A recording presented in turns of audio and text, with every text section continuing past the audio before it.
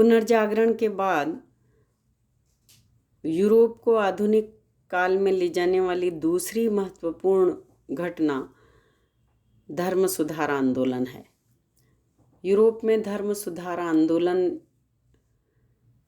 की पृष्ठभूमि के पीछे कई सारे कारण थे। उन कारणों को समझने से पहले हम ये जानें कि यूरोप में धर्म सत्ता की जो संरचना थी वह ईसाई धर्म पर आधारित थी।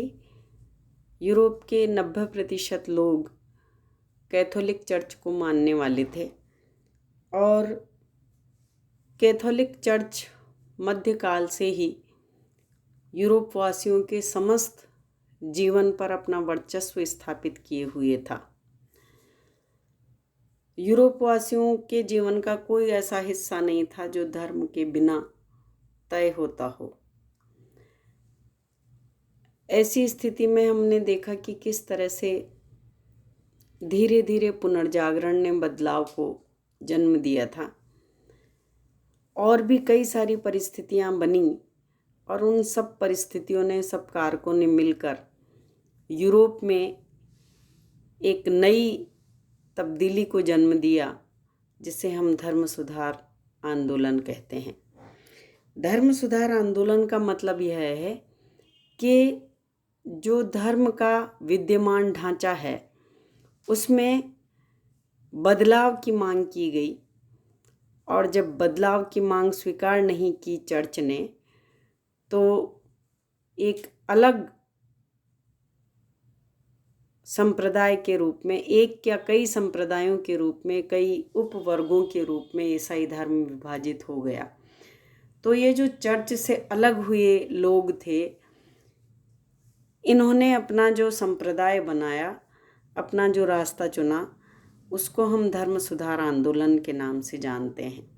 सबसे पहले इतिहास का विद्यार्थी होने के नाते हम ये जानेंगे कि वे क्या परिस्थितियां थी, कि क्या कारण थे जिन्होंने यूरोप में धर्म के वर्चस्व को, धर्म की सत्ता को इतनी बड़ी चुनौती दी कि आखिर ईसाई धर्म की एकता को जिसने तोड़ दिया। तो जहाँ तक कारणों का सवाल है, सबसे प्रमुख कारण, जो पहला कारण हम मानते हैं, वह है यूरोप में विकसित होने वाली राष्ट्रीय भावना और निरंकुश राजतंत्रों का उदय। हमने पुनर्जागरण पढ़ते वक्त भी देखा था कि किस तरह से पुनर्जागरण ने जो आर्थिक सामाजिक परिस्थितियां पैदा की थी, उन्होंने राष्ट्रीय भावना को जन्म दिया था और यह राष्ट्रीय भावना ही थी जिसने यूरोप में निरंकुश राजतंत्रों को जन्म दिया। हम जानते हैं कि एक दौर वह था यूरोप में जब सामंतवाद का वर्चस्व था और राजा सामंतों पर आश्रित हुआ करते थे, लेकिन धीरे धीरे आए बदलावों ने निरंकुश राजतंत्रों को जन्म दिया और ये जो निरंकुश राजतंत्र थे, ये राजा देख रहे थे कि किस तरह से उनके अधिकारों का हनन पोप ने कर रखा है। यानी कि राजनीतिक क्षेत्र में भी, संपत्ति के क्षेत्र में भी और न्याय के क्षेत्र में भी पोप कई मायनों में राजाओं से भी ज़्यादा ताकतवर होता था। इसीलिए वहाँ कहा जाता था कि पोप या चर्च राज्य के ऊपर राज्य है। चर्च के पास इन राज्यों में इतनी संपत्ति हुआ करती थी कि वे आर्थिक दृष्टि से भी राजाओं से ताकतवर होते थे। उसकी एक बड़ी वजह ये थी कि पोप सारे धर्मानुयायियों से, ईसाई धर्म को मानने वाले लोगों से एक निश्चित मात्रा में कर वसूल करता था, जिसे धर्मांश कर कहा जाता था। तो वो उसकी आय का एक निश्चित स्रोत था और इसी आधार पर चर्च के पास भारी मात्रा में धन संपत्ति एकत्र थी। तो वो आर्थिक दृष्टि से बहुत मजबूत था और न्याय करने के मामले में तो उसकी शक्तियाँ इतनी विशाल थी, इतनी विस्तृत थी कि कई मामलों में वह राजा के अधिकार को भी हनन करके, अतिक्रमण करके फैसला दे सकता था। और ऐसा कई बार देखने में आया, ख़ास तौर से इंग्लैंड में, कि राजा को ही चर्च ने गोद लेने की शक्तियों का उपयोग नहीं करने दिया। कुल मिलाकर कहने का मतलब यह है कि जैसे जैसे यूरोप में दूसरी परिस्थितियों की वजह से राष्ट्रीयता की भावना और राजतंत्र मजबूत होते जा रहे थे, ताकतवर होते जा रहे थे, वैसे वैसे पोप की शक्ति कमज़ोर करने की ज़रूरत महसूस की जा रही थी। और जब तक धर्म की सत्ता कमज़ोर नहीं होगी, अधीन नहीं होगी, तब तक राजा और उनकी राष्ट्रीय भावना का पल्लवन फैलाव नहीं हो सकता था।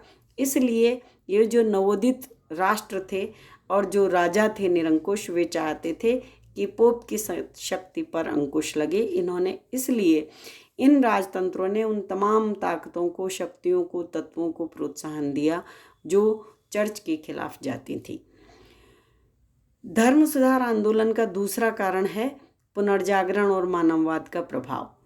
हमने पुनर्जागरण पढ़ते वक्त देखा था कि किस तरह से पुनर्जागरण ने विद्यमान व्यवस्थाओं को चुनौती देने वाली विचारधारा का प्रचार प्रसार किया।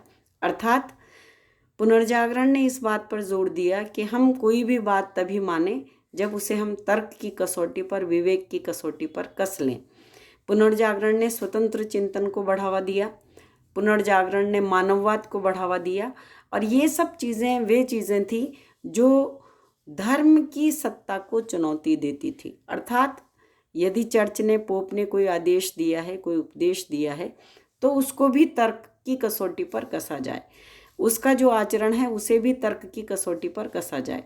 तो पुनर्जागरण ने जो वैचारिक पृष्ठभूमि तैयार की, उस वैचारिक पृष्ठभूमि के कारण लोगों में यह एहसास पैदा हुआ कि वे धर्म को कटघरे में खड़े करने लगे, उसके चिंतन को, उसकी विचारधारा को, उसके काम करने की शैली को पर प्रश्न चिन्ह लगने लगे, जिससे धर्म सुधार आंदोलन की पृष्ठभूमि तैयार हुई। धर्म सुधार आंदोलन का एक अगला कारण था चर्च की आंतरिक कमजोरियां। चर्च शक्तिशाली तो था, बेशक यूरोप में वह सबसे बड़ा राज्य था, सर्वोच्च शक्तिशाली था, लेकिन उसके अंदर कुछ ऐसी खामियां थी, ऐसी कमजोरियां थी जो लगातार बढ़ती जा रही थी और जिनसे लोग परेशान थे, और परेशान होकर वे उसको क्वेश्चन कर रहे थे, प्रश्नवाचक चिन्ह उस पर लगा रहे थे। जैसे चर्च कहता था कि ईश्वर का वही प्रतिनिधि है धरती पर, वह जो कहता है वो ईश्वर की बात होती है। तो सबसे बड़ी जो ताकत है वो पोप है, उसकी सत्ता को कोई चुनौती नहीं दे सकता। लेकिन पोप ग्रेगरी के बाद पोप के पद को लेकर विवाद इतना बढ़ा कि एक ही समय में 2 पोप नियुक्त हुए।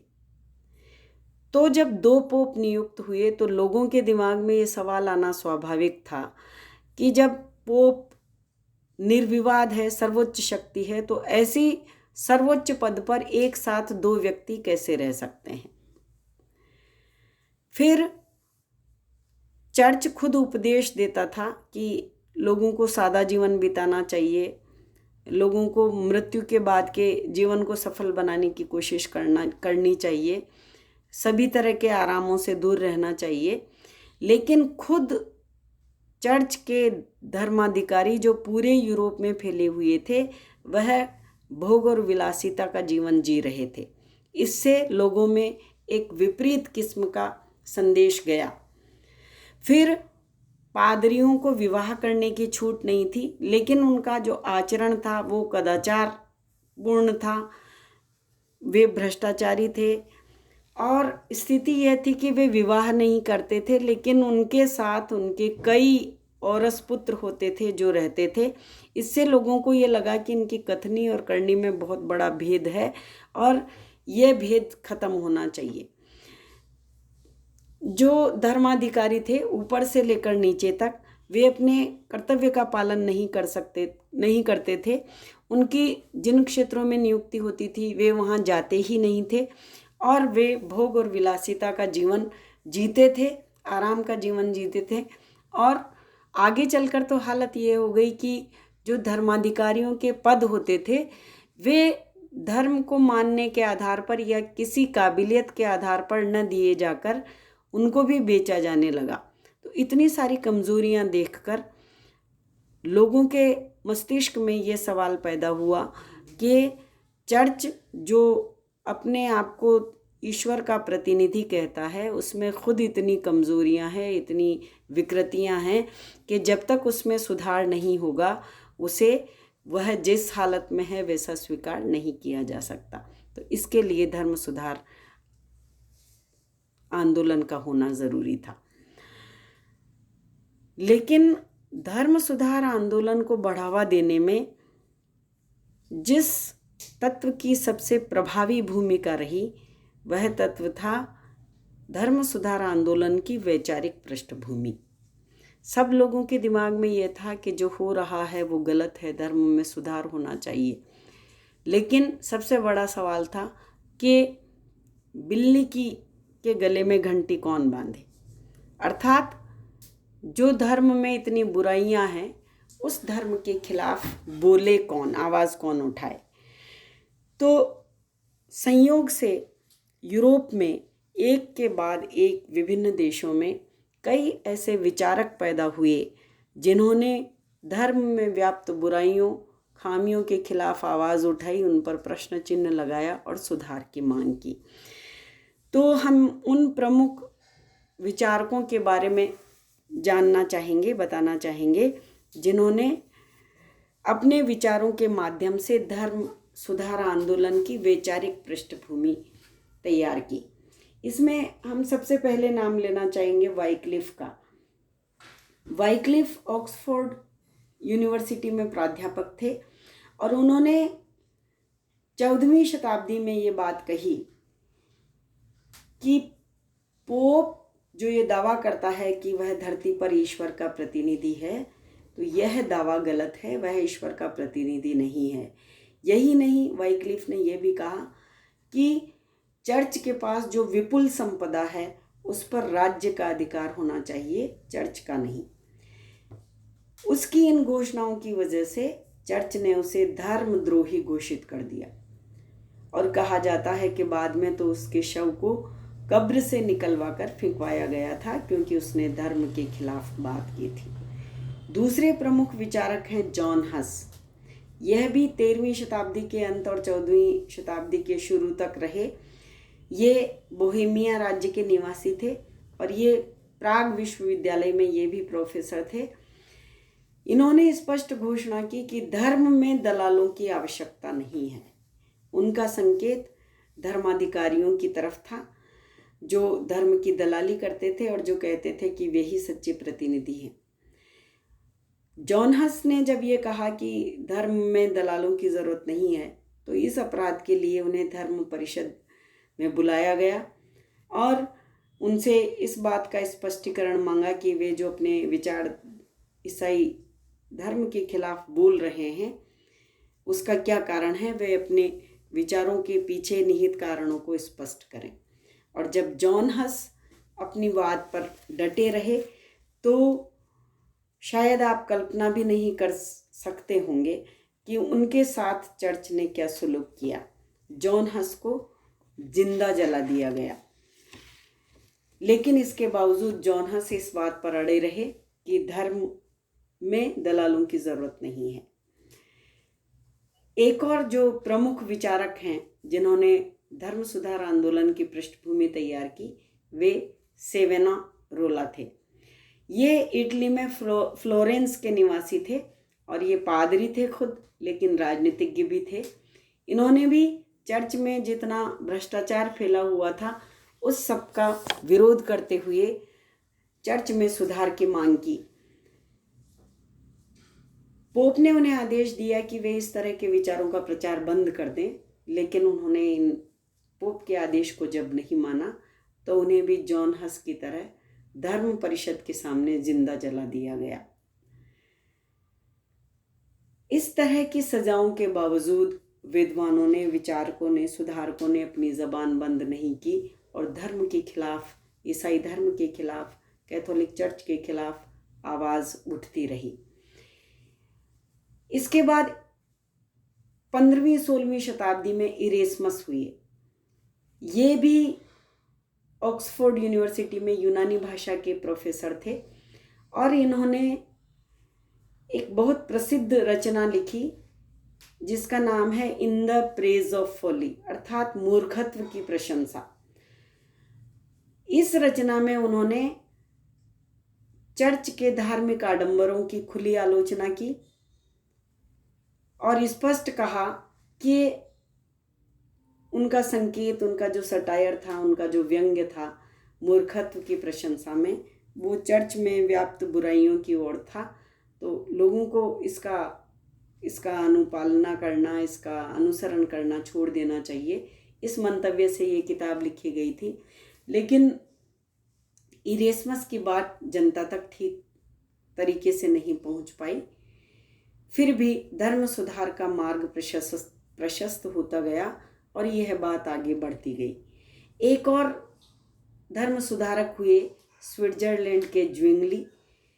ये भी पादरी पद पर रहे थे और इन्होंने पादरी पद पर रहते हुए पोप की सर्वोच्चता का खंडन किया था। पोप ने जो विवाह करने पर रोक लगा रखी थी उसका भी इन्होंने उल्लंघन किया और अपने मत के प्रचार के लिए ज्विंगली ने सशस्त्र अनुयायियों की एक टीम, एक संप्रदाय खड़ा किया था स्विट्जरलैंड में, जो आगे चलकर और भी प्रभावी हुआ। फ्रांस में भी एक बड़े धर्म सुधारक हुए जिनका नाम काल्विन था और काल्विन के विचार धर्म सुधार के मामले में इतने मौलिक थे कि फ्रांस के राजा चार्ल्स प्रथम ने इनके विचारों को स्वीकार करना या उनको प्रचार प्रसार करने की छूट नहीं दी। परिणाम स्वरूप काल्विन फ्रांस छोड़कर स्विट्जरलैंड चले गए और स्विट्जरलैंड जाकर उन्होंने पोप के बजाय बाइबिल की सर्वोच्चता का प्रचार प्रसार किया। इनके अनुयायी फ्रांस में ह्यूगोनोट्स के नाम से जाने जाते हैं और इनकी विचारधारा को काल्विनवाद कहा गया। इन्होंने अपने वैचारिक संगठन को बहुत मजबूत किया और इसी वजह से इनके विचार भी धर्म सुधार के मामले में बहुत प्रभावी साबित हुए। इस तरह से इन विचारकों ने जो वैचारिक पृष्ठभूमि बनाई थी वह धीरे धीरे प्रभावी होने लगी थी और यूरोप में यह धारणा बनती जा रही थी। लोग इसको स्वीकार कर रहे थे और ये धीरे धीरे कहने लगे थे, एक प्रचलित मत की तरह ये स्थापित हो रहा था कि धर्म में सुधार की बहुत अर्जेंट तात्कालिक आवश्यकता है और इस तात्कालिक आवश्यकता को साकार करने में जिस तत्व की, जिस कारक की भूमिका रही उसे हम इंडल्जेंसेस कहते हैं। यह धर्म सुधार आंदोलन का तात्कालिक कारण था। इंडल्जेंसेस एक ऐसी चीज थी कि जिसने जो गुबार लोगों के अंदर था धर्म सुधार को लेकर, उसको एक विस्फोट देकर साकार बनाया।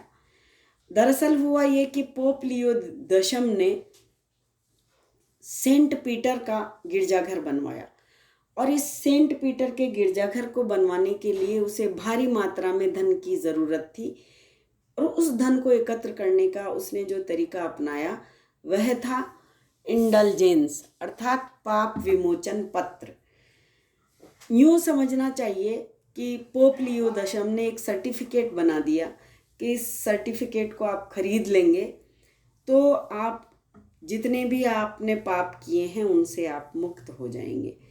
इस तरह से इन इंडल्जेंसेस की खुली बिक्री शुरू कर दी और जर्मनी में टिटजेल की दुकान पर जब ये बिकने लगे इंडल्जेंसेस, पाप विमोचन पत्र, तो मार्टिन लूथर ने इसका खुला विरोध किया और इसके साथ ही यूरोप में धर्म सुधार आंदोलन की शुरुआत हो गई।